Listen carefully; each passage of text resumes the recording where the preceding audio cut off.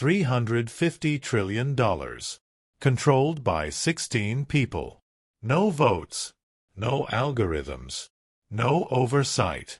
Just a morning email asking, "What number should we use today?" They lied. For 30 years. And you paid for it every month. Every loan you've ever taken had an interest rate. Car. House. Credit card. You thought someone calculated it fairly. They didn't. Here's how it really worked. 16 banks in London got asked one question each morning. If you borrowed money today, what rate would you pay? They'd type a number. Any number. The extreme answers got deleted. The rest got averaged. That became the global interest rate. Everything depended on it. Your mortgage. Your debt. Your country's economy. They called it LIBOR. The world called it gospel. One problem. Those numbers were fiction. Meet a trader. Call him Alex. He bet $40 billion on interest rates daily. If rates went up, he'd make $150 million. If they went down, he'd lose it. His bonus depended on winning. One morning, he realized something. His friend Mark, 2 floors down, submitted the LIBOR number. Alex sent a text. Need it lower today. Urgent. Mark adjusted the number. Hit send. LIBOR dropped. Alex's bets printed money. Nobody checked. Nobody cared. Nobody knew. The crime was invisible. And it was perfect. Alex wasn't alone. Traders worldwide realized the same trick. They built secret chat groups. New York, London, Tokyo, Singapore. Messages flew. Pushing it up tomorrow. Get ready. Done. You buying dinner. Already sent champagne to your desk. They weren't hiding. They documented everything. Joked about it openly. One trader's email signature, "Thanks for fixing the fix." It wasn't a conspiracy. It was culture. The fraud had become normal work. Expected. Rewarded. Celebrated. Then 2008 hit. Banks stopped trusting each other. Lending froze globally. LIBOR should have spiked violently. It didn't. Why? Because high LIBOR meant showing weakness. Regulators would ask questions.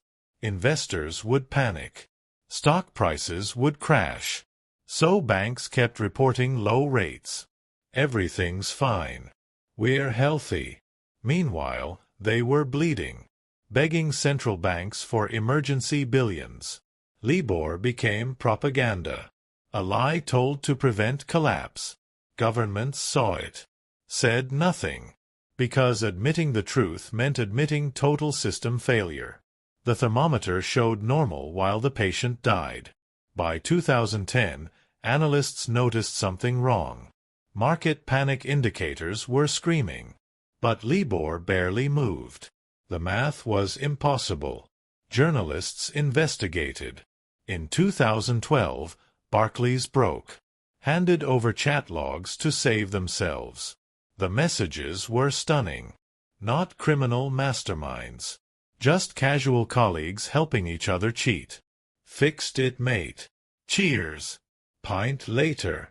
When investigators asked one trader why he did it. "I thought everyone did. Isn't that how it works?" He genuinely didn't know it was crime. The scandal exploded. Deutsche Bank, UBS, JP Morgan, Citi, all guilty. Total fines, $9 billion. Sounds massive. But they manipulated $350 trillion in contracts. A 0.01% shift moved $35 billion instantly. $9 billion was pocket change. Business expense. A few traders went to prison. Low-level scapegoats. The executives resigned with millions. The banks still operating. 6 months later, bonuses resumed. Stock prices recovered. Nobody learned anything. In 2023, they finally killed LIBOR, replaced it with SOFR, built on real data this time. More transparent.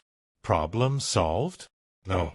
SOFR uses the same banks, same traders, same bonus structures, same incentives that made LIBOR corruption inevitable. They changed the name, not the system. Because here's the truth nobody admits. Honesty doesn't scale in finance. When lying makes billions and truth costs billions, what wins? The market already answered. For 30 years. This wasn't one bad rate.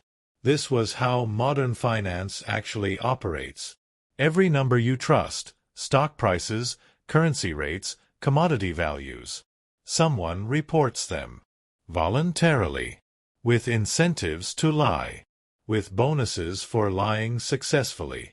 LIBOR proved something terrifying. The global financial system isn't built on data. It's built on trust. And trust is just another asset to trade. To leverage. To sell until it collapses. The scariest part? Most people still believe it's fixed. They think new regulations changed everything. They assume someone learned the lesson. Nobody did. Who paid? You did. Every mortgage payment. Every credit card bill. Cities borrowing for schools. Countries refinancing debt. Trillions extracted invisibly over decades. No headlines. No outrage. Just fractions of percentages compounding silently. The perfect crime. Too complex to explain. Too abstract to anger anyone. The villains wore Armani. The victims never knew they were robbed. And here's what makes it worse. They're doing it right now. While you watch this. While you pay your bills. The exact same game. LIBOR died. The game didn't. Right now, new benchmarks are being set. By the same people. With the same incentives. Under new names. The manipulation never stopped. It just learned to hide better. Because the real scandal isn't that they lied. It's that lying was always the system. We just believed the performance. They didn't break the rules. They wrote them.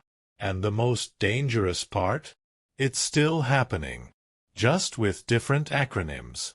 Think about every financial decision you've ever made. Every loan you signed. Every rate you accepted. You assumed someone was watching.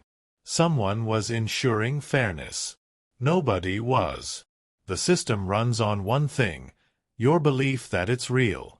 That the numbers mean something. That the institutions play fair. They don't. They never did. And they won't start now. Because profit always wins over principle. Every single time. The next scandal is already brewing. Different name. Same corruption. And when it breaks, they'll find them again. A few billion. The cycle repeats. Forever. Your mortgage payment today? Someone decided that rate. Not a computer. Not math. A person with a bonus to earn. And you'll never know their name. That's the system. Subscribe if this changed how you see money. The game is still being played. You're just not invited to the table.